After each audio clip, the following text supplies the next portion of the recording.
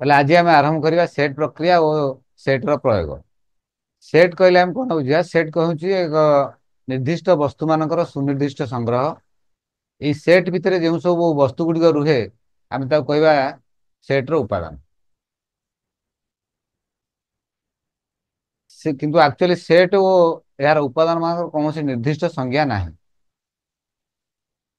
Set ତାର ଉପାଦାନ ଗୁଡ଼ିକୁ ଆମେ ଲେଖିବା ପାଇଁ ଦୁଇଟି ପ୍ରଣାଳୀ ଅବଲମ୍ବନ କରିବା। ପ୍ରଥମ ପ୍ରଣାଳୀ ର ତାଲିକା ପ୍ରଣାଳୀ, ଦ୍ୱିତୀୟ ପ୍ରଣାଳୀଟି ହେଉଛି ସୂତ୍ର ପ୍ରଣାଳୀ।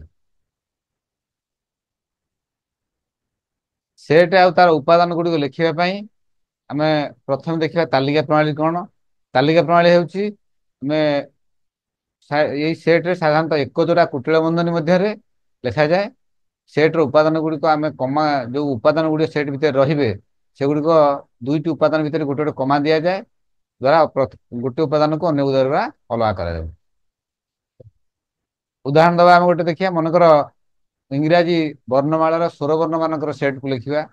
ଫାଷ୍ଟ ଲେଖିବା ଆମେ ଗୋଟେ ଇଂରାଜୀ ଅକ୍ଷରର ଭି ସେଟ୍ ଭି ଲେଖିବା, ଗୋଟେ ସମାନ ଚିହ୍ନ ଦେବା ଏବଂ କୁଟିଳ ବନ୍ଧନୀ ଷ୍ଟାର୍ଟ କରିବା। ଏ ଇ ଆଇ ଓ ୟୁ ହେଉଛି ସ୍ୱରବର୍ଣ୍ଣ, କୁଟିଳ ବନ୍ଧନୀ ଶେଷ କରିବା। ମଝିରେ ପ୍ରତ୍ୟେକ ଅକ୍ଷର ପଛ ପରେ ପରେ ଗୋଟେ ଗୋଟେ ଲେଖା କମା ଦେବା। ଆଉ ଗୋଟେ ଏକ୍ଜାମ୍ପଲ ନେବା, ଆମେ 10ରୁ କମ୍ ମୌଳିକ ସଂଖ୍ୟା ମାନଙ୍କର ସେଟ୍, ତାକୁ ଆମେ କେମିତି ଲେଖିବା? ଏ ଲେଖିବା, ଫାଷ୍ଟ ଆରମ୍ଭ କରିବା ଏ, ଗୋଟେ ସମାନ ଚିହ୍ନ ଦେବା, କୁଟିଳ ବନ୍ଧନୀ ଆରମ୍ଭ କରିବା। ଆମର 10ରୁ କମ୍ ମୌଳିକ ସଂଖ୍ୟା ଗୁଡ଼ିକ ହେଉଛି ସାଧାରଣତଃ 2, 3, 5, 7। ପ୍ରତ୍ୟେକରେ ଗୋଟେ କମା ଦେଇକି କୁଟିଳ ବନ୍ଧନୀ ଶେଷ କରିବା। ଆଉ ଗୋଟେ ଆମେ ଏକ୍ଜାମ୍ପଲ ନେବା, ଆମେ ଜ୍ୟାମିତି ଆକୃତିର ଏକ ଚିତ୍ର ଯୋଉ ରହିଲା ତାର ଗୋଟେ ସମୂହ ନେବା, ବି ସେଟ୍ ନେବା, କୁଟିଳ ବନ୍ଧନୀ ଆରମ୍ଭ କରିବା, ବୃତ୍ତ, ତ୍ରିଭୁଜ ଆଉ ବର୍ଗ ଚିତ୍ର ନେବା, କୁଟିଳ ବନ୍ଧନୀ ଶେଷ କରିବା। ବର୍ତ୍ତମାନ ଆମେ ସୂତ୍ର, ଏଇଟା ଗଲା ଆମର ଫାଷ୍ଟ ଗଲା ଆମେ ତାଲିକା ପ୍ରଣାଳୀ।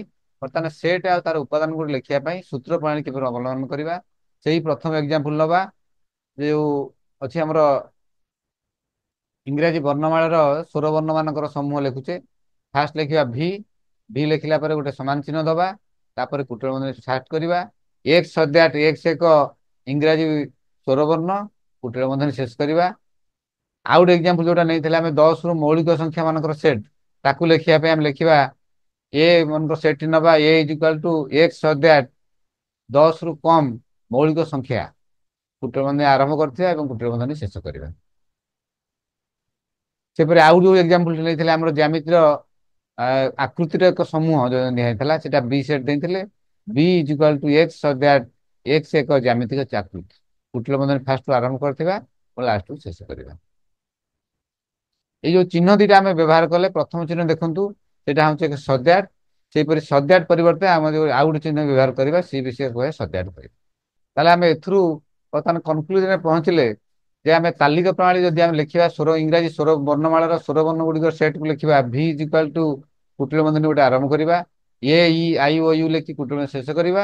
ଏବଂ ସୂତ୍ର ପଦ୍ଧତିରେ ଲେଖିବାକୁ ହେଲେ ସେ ଗୋଟେ ଲେଖିବା ଭି ଇଜ ଇକ୍ୱାଲ ଟୁ କୁଟିଳ ବନ୍ଧନୀ ଆରମ୍ଭ କରିବା, ଏକ୍ସ ସଦ୍ୟାଟ ଏକ୍ସ ଏକ ଇଂରାଜୀ ସ୍ୱରବର୍ଣ୍ଣ ଲେଖି କୁଟିଳ ବନ୍ଧନୀ ଶେଷ କରିବା। ଦ୍ୱିତୀୟ ଏକ୍ଜାମ୍ପଲଟି ନେଇଥିଲେ ଆମେ 10ରୁ କମ୍ ମୌଳିକ ସଂଖ୍ୟାର ଏକ ସେଟ୍, ଆକୁ ଆମେ ଲେଖିଥିଲେ ତାଲିକା ପଦ୍ଧତିରେ ଏ ଇଜ ଇକ୍ୱାଲ ଟୁ କୁଟିଳ ବନ୍ଧନୀ ଆରମ୍ଭ କରିଥିଲେ 2, 3, 5, 7, କୁଟିଳ ବନ୍ଧନୀ ଶେଷ ହୋଇଥିଲା। ତାର ସୂତ୍ର ପ୍ରଣାଳୀ ଲେଖିବା ଏ ଇଜ ଇକ୍ୱାଲ ଟୁ କୁଟିଳ ବନ୍ଧନୀ ଆରମ୍ଭ ଏକ୍ସ ସଦ୍ୟାଟ ଏକ୍ସ 10ରୁ କମ୍ ମୌଳିକ ସଂଖ୍ୟା, ତାର କୁଟିଳ ବନ୍ଧନୀ ଶେଷ କରିବା। ବର୍ତ୍ତମାନ ଆମେ ଜାଣିବା ଯେ ଗୋଟେ ସେଟ୍ର ଯଦି ଉପାଦାନ କେମିତି ଲେଖିବା। ମନେକର ଏ ଉପାଦାନଟି ଭି ସେଟ୍ର ଏକ ଉପାଦାନ ଅଛି, ତାହେଲେ ଆମେ ତ ଲେଖିବା ଏ ବିଲଙ୍ଗସ୍ ଟୁ ଭି।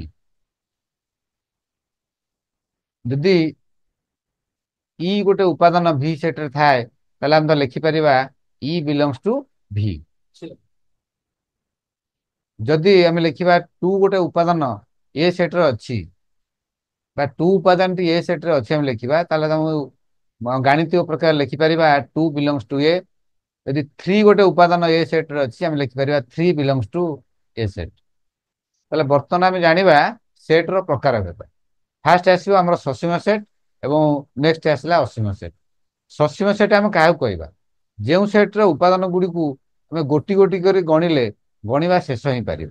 ମନେକର ଆମେ ଗୋଟେ ସେଟ୍ ନେବା, ଯଦି ସେ ସେଟ୍ ଏ ଗୋଟେ ସେଟ୍ ନେବା, ତାହେଲେ ଲେଖିବା ଏ ର ଉପାଦାନ ଗୁলো 1, 2, 3, 4, 5, 6 ଯାଏ ଲେଖିବା।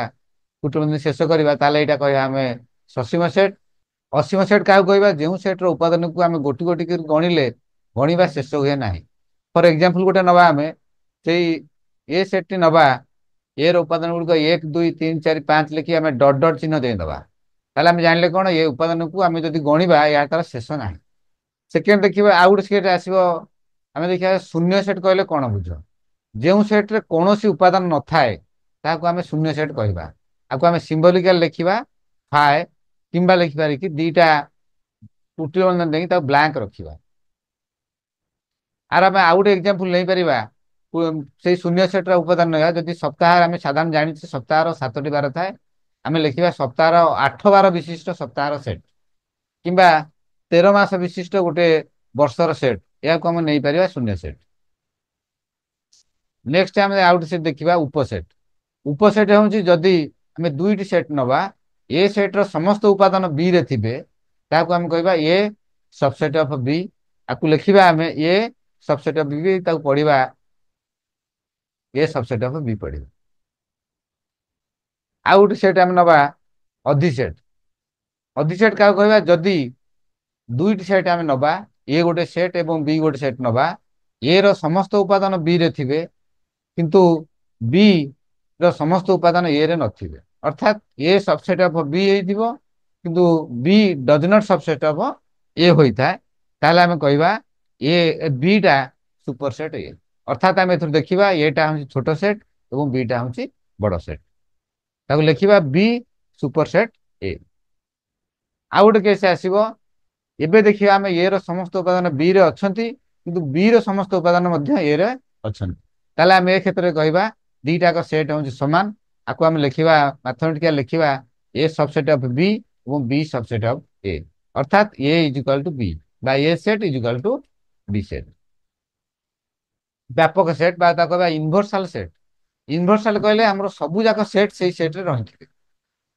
ଅର୍ଥାତ୍ ଯଦି ଗୋଟେ ନିର୍ଦ୍ଦିଷ୍ଟ ସେଟ୍ ଇ ନବା, ଇ ର ସେଟ୍ କୁ ଆମେ କହିବା ୟୁନିଭର୍ସାଲ ସେଟ୍। ଆକୁ ଲେଖିବା, ଆକୁ ଆମେ ଏ ଗୋଟେ ସେଟ୍ ମାନଙ୍କର ନିଆହେଇଛି ଆମର ଓଭାଲ ସେଜ୍ ର ଗୋଟେ ସେଟ୍ ନିଆହେଇଛି ଏ ସେଟ୍।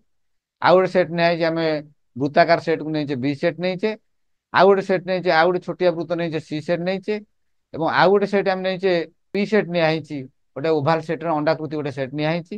ଆକୁ ଟୋଟାଲି ସବୁ ସେଟ୍ କୁ ଆମେ ଗୋଟେ ଆୟତ ଚିତ୍ରରେ ଲେଖିଛେ, ଯୋଉଟାକୁ ଲେଖୁଛେ ଆମେ ଇ ସେଟ୍। ଅର୍ଥାତ୍ ଇ ସେଟ୍ ଗୋଟେ ଆମେ ବ୍ୟାପକ ସେଟ୍ କହିବା, ଯେଉଁ ସେଟ୍ ରେ ସମସ୍ତ ଉପାଦାନ ରହୁଥିବେ ବା ସବୁ ସେଟ୍ ରହୁଥିବେ ତାକୁ ଆମେ ଇ ସେଟ୍।